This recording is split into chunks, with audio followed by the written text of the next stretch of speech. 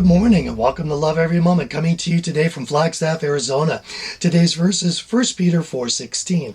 But if anyone suffers as a Christian, he is not to be ashamed, but is to glorify God in this name. Now, today's verse actually brings together a couple of different concepts from the last two verses.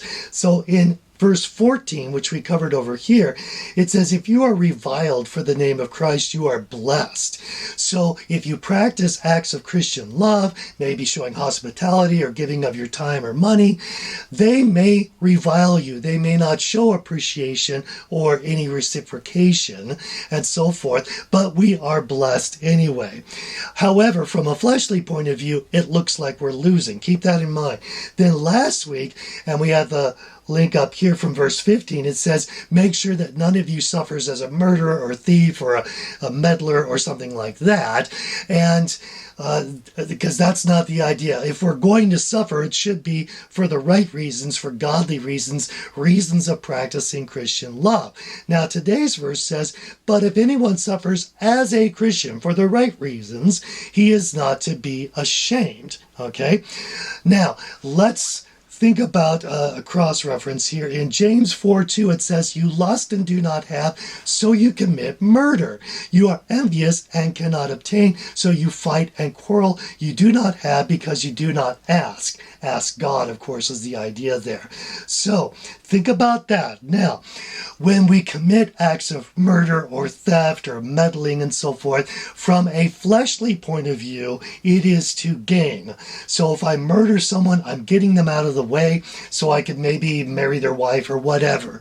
And I've gained from a fleshly point of view. Same with theft. I don't have enough money to buy the latest phone, so I steal the money and now I can buy the phone. I have gained from a fleshly point of view. Even small things like meddling into other people's business, it makes me feel more important than I really am, and I'm gaining from that fleshly point of view. That's true for every act of the flesh.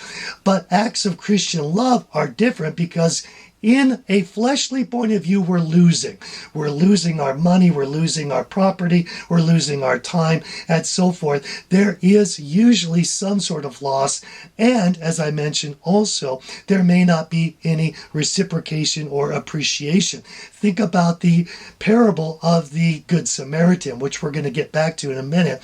But it's all about the good acts of Christian love that this Samaritan is performing, and not about the injured man. There's no mention in the parable of the injured man being appreciative or reciprocating that act of love. So again, from a fleshly point of view, it looks like we are losing when we practice those acts of Christian love. But today's verse says, but if anyone suffers as a Christian, we're losing, he is not to be ashamed. Okay? Now, yes, it's worthy for someone to at least ask the question, is it doing that person good? After all, if I'm giving money so that someone could buy drugs, well, that's not doing them good, so I shouldn't be doing that. However, I have had a lot of people criticize me for being too generous or too trusting with my property or whatever. And even Christians have said you're too much of a pushover and so forth, but I shouldn't be ashamed, and yet they're shaming me for doing these acts of Christian love. So let me put myself in the middle of that parable of the Good Samaritan as that critical Christian. And I ask the Samaritan, what are you doing? You're giving to this Jew who hates us, and his own people wouldn't take care of him, so he must be a no-good-nick. You're doing way too much. You're giving too much of your money. Just bandage him up and leave him there. That will be good enough, right? So, yet it doesn't say that in the Bible. That's too critical. There should be no shaming of someone doing a Christian act. But we are to glorify God in this name, because ultimately it brings glory to his name, and that's the best part. So let's choose to love every moment, because then we're going to love every moment. I'm your average wretch, and I hope you have a great week.